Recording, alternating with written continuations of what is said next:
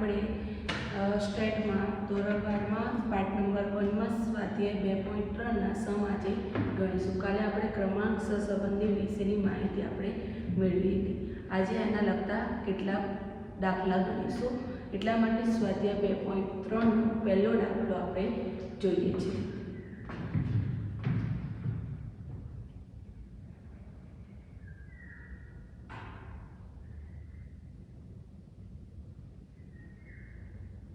બે બજાર વિશ્લેષણો છેલ્લા કેટલાક સમયમાં કરેલ વિકાસને આધારે 6 કંપનીઓ નીચે મુજબનો ક્રમ આપેલ છે. Company A, B, C, D, E અને F. વિશેષક 1 દ્વારા ક્રમ આપવામાં આવેલો છે. એ આ પ્રમાણે છે. વિશેષક 1 કીધું છે અને આપણે X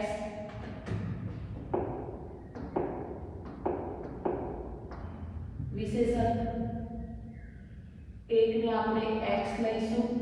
એને ક્રમ આપ્યા છે બેટા 5 2 1 4 3 2. વિશેષક 2 આપ્યા છે એટલે કે એને y લઈ લઈએ. વિશેષક 2 એટલે કે y 6 4 3 2 1 5. આ વિશેષકો દ્વારા આપણને ક્રમ આપવામાં આવ્યા છે. એટલે કે અહીંયા જે આપણને સંખ્યા આપેલી છે બેટા એ ઓલરેડી ક્રમાંકથી જ આપેલી છે. એટલે કે આપણે ક્રમ આપવાની કોઈ જરૂર છે નથી. જોઈએ જો 1 2 3 4 5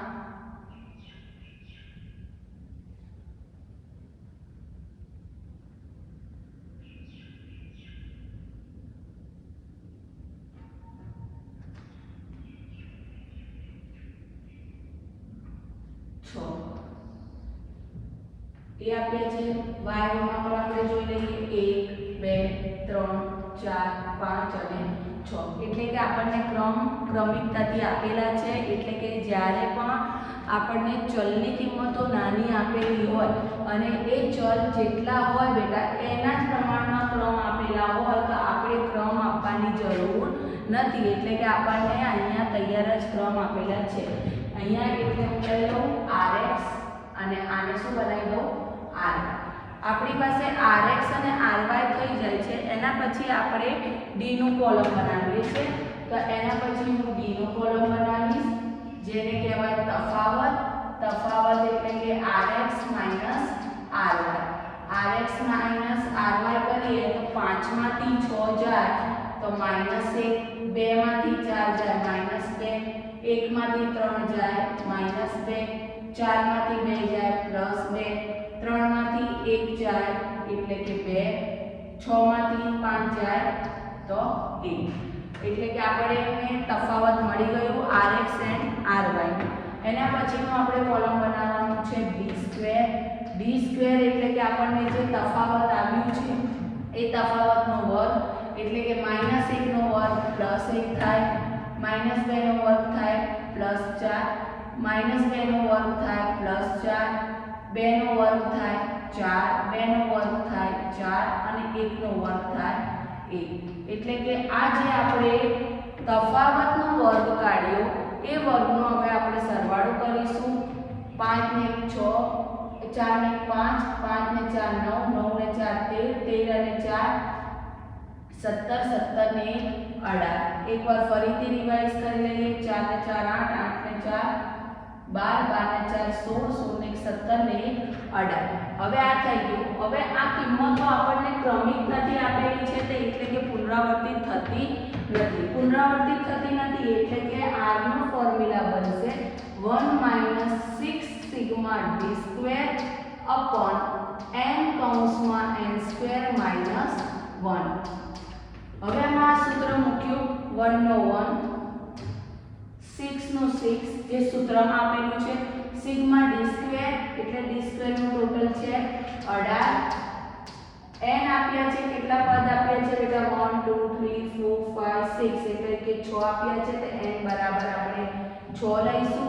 અહીંયા 6 પછી 6 નો વર્ગ -1 1 નો 1 18 × 6 કેલ્ક્યુલેટરમાં આપણે કરવું પડશે.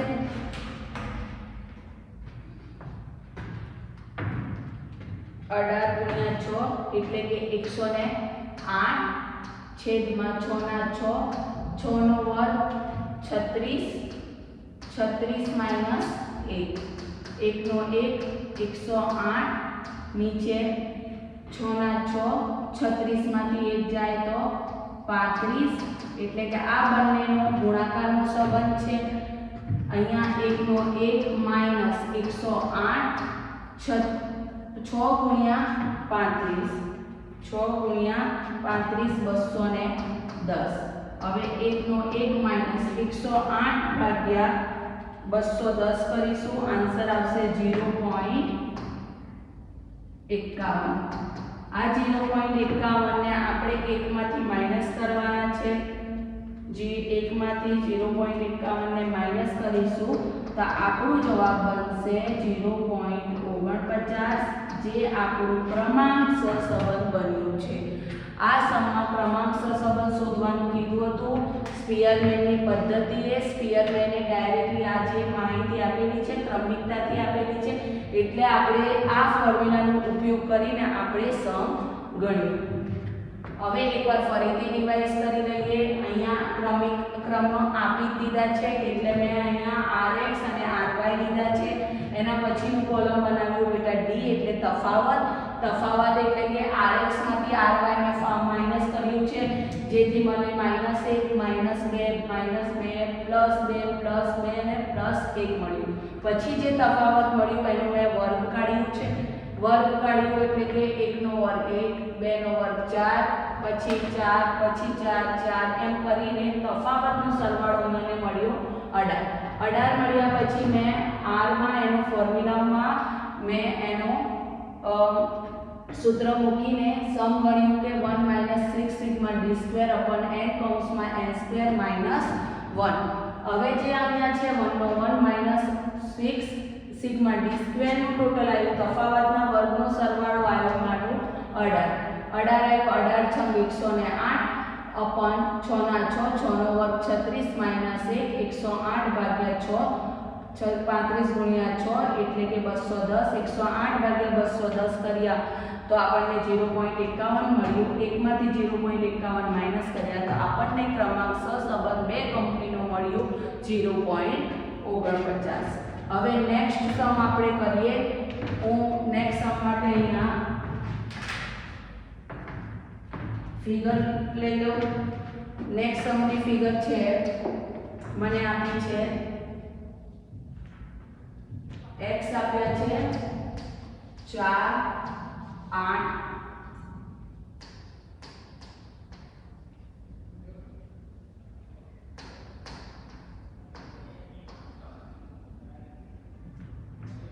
પછી y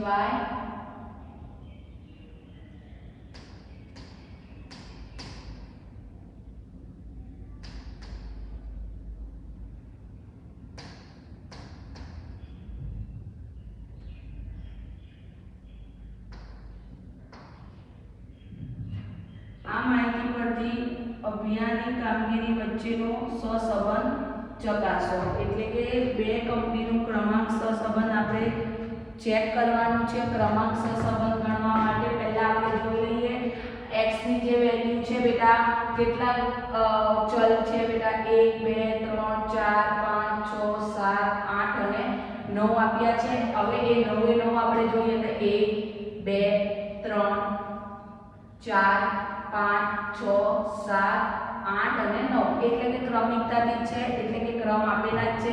તો એને હું rx કહી દઉં. એના પછીનું છે બેટા 1 2 3 4 5 6 7 8 અને 9 આ પણ ક્રમિકતાથી મને આપી દીધા છે, તો એને લઈશ બેટા ry. હવે rx અને ry નું કોલમ હોય તો ડાયરેક્ટલી આપણે તફાવત શોધવાનો. તફાવતને d કહેવાય. rx ry એટલે કે તફાવત છે. તફાવતનું આપણે કરીએ 4 માંથી 6 જાય તો કેટલા રહે -2, 8 માંથી 8 જાય તો 0, 7 માંથી 5 જાય તો 2, 1 માંથી 1 જાય તો 0, 9 માંથી 9 જાય તો 0, 5 માંથી 7 જાય તો -2, 3 માંથી 6 માંથી 3 જાય તો 3, 2 માંથી 4 જાય તો -2, 3 માંથી 2 જાય તો 1. હવે આ મને મળી ગયું d મળે. એના પછીનું આપણે જે કોલમ બનાવવાનું છે એ તફાવતનો વર્ગ આવે એટલે d નો સ્ક્વેર આવે. d નો સ્ક્વેર માઈનસ રકમનું જ્યારે પણ આપણે સ્ક્વેર કાઢીએ વર્ગ કાઢીએ તો એ ઓટોમેટિકલી શું થઈ જાય બેટા પ્લસ થાય. -2 નો વર્ગ 4, 0 નો વર્ગ 0, 4 2 નો વર્ગ 4, 0 નો વર્ગ 0, 0 નો વર્ગ 0, -2 નો વર્ગ 4, 3 નો વર્ગ 9, -2 નો વર્ગ 4, 1 નો વર્ગ 1. હવે આનો સરવાળો આપણે કરવાનો છે. 4 ને 4 8, 8 ને 4 12, 12 અને 9 21, 21 ને 4 25, 25 ને 26. આપણને સિગ્મા d સ્ક્વેર મળ્યું 26. હવે સિગ્મા d સ્ક્વેર મળી ગયું. હવે ક્રમાંક સહસંબંધની કિંમત અહીંયા પુનરાવર્તિત થતી નથી તો કયું સૂત્ર આવશે? r બરાબર -1/6 sigma d square upon n કૌંસમાં n સ્ક્વેર માઈનસ 1. 1 નો 1, 6 નો 6 સિગ્મા d સ્ક્વેર કેટલા આપે છે? સિગ્મા d સ્ક્વેર તફાવતનો સરવાળો 26 અપોન n મને ક્રમ આપ્યા છે 9, 9 નો વર્ગ માઈનસ 1, 1 નો 1, 26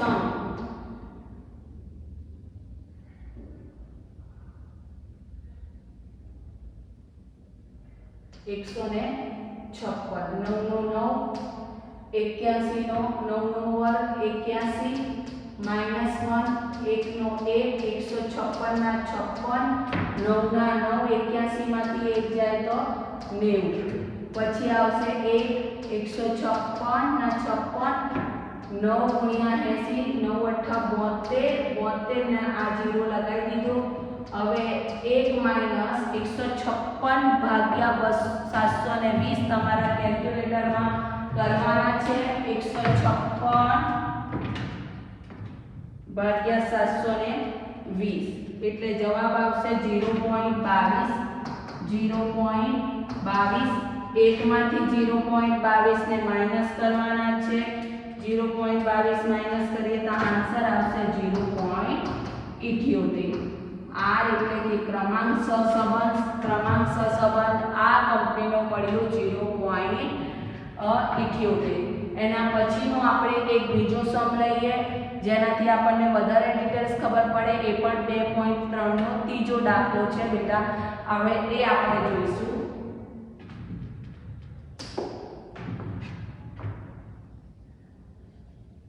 અહીંયા ત્રીજા સમમાં આપ્યા છે એક રાજ્યની ટાઉન પ્લાનિંગ સમિતિએ કરેલ સર્વે પરથી નીચે માહિતી મુજબ આપેલી છે. વસ્તી આપેલી છે શહેર A B C D and E એટલે કે A B C D અને E શહેરની માહિતી આપેલી છે. એમાં વસ્તી આપેલી છે એ વસ્તી આપણે જોઈ લઈએ. વસ્તી જે આપી છે એને હું x લઉં છું બેટા, ચલ x. એમાં વસ્તી આપી છે બેટા 57, 45,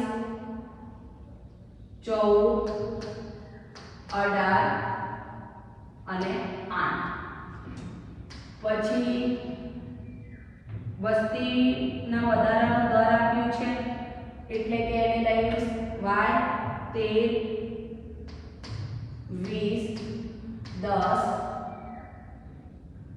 15 and 5. આપણને બે માહિતી આપી છે કે વસ્તી આપી છે દરેક શહેરની. એ વસ્તીને આપણે લઈશું x અને એ વસ્તીમાં થયેલ વધારો એને લઈશું y. હવે અહીંયા જે અવલોકનો આપ્યા છે એ ગણી લઈએ બેટા. ચલ 1 2 3 4 5 એટલે કે n બરાબર લઈ લો કે 5 આપણને ચલ આપેલા છે. n બરાબર 5 લીધા. હવે અહીંયા જે કિંમતો છે બેટા એ મોટા પ્રમાણમાં છે, મોટી કિંમતો છે. જુઓ 57, 45, પછી નાની થઈ જાય છે 14, પછી 18 થાય છે. એટલે કે આ કિંમતો ક્રમિકતાથી આપેલી નથી, એટલે કે બહુ મોટી આપી છે પછી નાની આપી છે. તો એ કિંમતોમાં આપણે શું આપીશું? ક્રમ આપીશું. હવે ક્રમ આપતા પહેલા આપણે જોઈ લઈએ કે એ કોઈ કિંમત રિપીટ થાય છે એટલે કે પુનરાવર્તિત થાય છે. 57 બે વખત નથી, 45 પણ નથી, 14 પણ નથી, 18 પણ રિપીટ નહીં થતા અને 8 પણ રિપીટ નહીં થતા, એટલે કે આપણે બીજો ફોર્મ્યુલા મારવાની જરૂર નથી. હવે આ x માંથી આપણે એને શું આપી દઈએ? ક્રમ આપી દઈએ. તો ક્રમ આપવા માટે ચલ x માં સૌથી મોટી કિંમત જોઈએ તો કઈ આપણને જોવા મળે છે? 57. એને ક્રમ 1 આપીશું. એના પછીની જે કિંમત છે બેટા સૌથી મોટી 45 છે, એને બીજો ક્રમ આપીશું. પછી 18 છે, એને ત્રીજો, 14 ને ચોથા ક્રમે આપીશું અને 8 ને પાંચમા ક્રમે આપીશું. એવી રીતે ry માં પણ ક્રમ આપવાના છે. ચલો ry માં ક્રમ આપીએ તો સૌથી મોટી કિંમત 20 છે, એને 1 નંબર આપીએ. પછી છે 15, જેને 2 ક્રમ આપીએ. એના પછી છે 13 ને આપણે ત્રીજો ક્રમ આપીએ. 10 ને આપણે ચોથો ક્રમ આપીએ અને 5 ને આપણે પાંચમો ક્રમ આપીશું. એટલે કે rx અને ry ના ક્રમ આપણે આપ્યા છે. હવે આ rx અને ry મળી જાય એના પછી આપણે તફાવતનું કોલમ બનાવવાનું, જેને કહેવાય rx ry. rx ry કરવા માટે આપણે rx ની કિંમતને ry માંથી બાદ કરીશું. rx ry 1 માંથી 3 જાય -2, 2 માંથી 1 જાય તો 1, 4 માંથી 4 જાય તો 0, 3 માંથી 2 જાય તો -1, 5 માંથી 5 જાય તો 0. જો આપણને તફાવતનું કોલમ મળી જાય તો એના પછીનું જે કોલમ આવે એ આવશે d². d² નું કોલમ બનાવીશું. 2 નો વર્ગ 4, 6 માઈનસ રહ્યા પણ એ શું થઈ જશે બેટા? ધન થઈ જશે, એટલે કે પ્લસ. 1 નો વર્ગ 1, 0 નો વર્ગ 0, 1 નો વર્ગ 1 અને 0 નો 0. હવે અહીંયા હું જોઉં તો 4 ને 1 5, 5 ને 1 6, એટલે કે સિગ્મા d² નો ટોટલ આવે છે મારી પાસે 6 આવે છે. હવે આ કિંમતો પુનરાવર્તિત થતી નથી તો સ્પીયરમેનનો પહેલો સૂત્ર જ આપણે મૂકીશું. r બરાબર 1 minus sigma 6 sigma d² upon n કૌંસમાં n² માઈનસ 1. એટલે કે અહીંયા 1 આવશે, 1 પછી અહીંયા આવશે 6 પછી સિગ્મા d². સિગ્મા એટલે સરવાળો, d² નો સરવાળો કેટલો મળે છે? 6. પછી આવશે n આપણે ચલ આપ્યા છે 5, જે આપણે પહેલાથી લખી દીધા છે. n બરાબર 5, n નો વર્ગ 5 નો વર્ગ માઈનસ 1, 1 નો 1 છાએ 36, 5 ના 5, 5 નો વર્ગ 25, 25 માઈનસ 1, 1 નો 1 માઈનસ 36 ના 36, 5 ના 5 ગુણ્યા 25 માંથી 1 જાય તો 24. હવે 1 નો 1 માઈનસ 36 ના 36, નીચે છેદમાં 24 ગુણ્યા 5 કરીશું તો 120. 1 નો 1 એટલે 1 નો 1 માઈનસ 36 ભાગ્યા 120 કરીએ બેટા. 36 ભાગ્યા 120 એટલે જવાબ આવશે 0.3.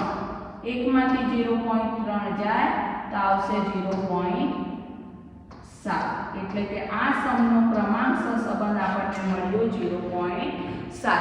આજે આપણે આ લેક્ચરમાં સ્વાધ્યાય 3.3 ના 2.3 ના 3 સમ આપણે જોયા.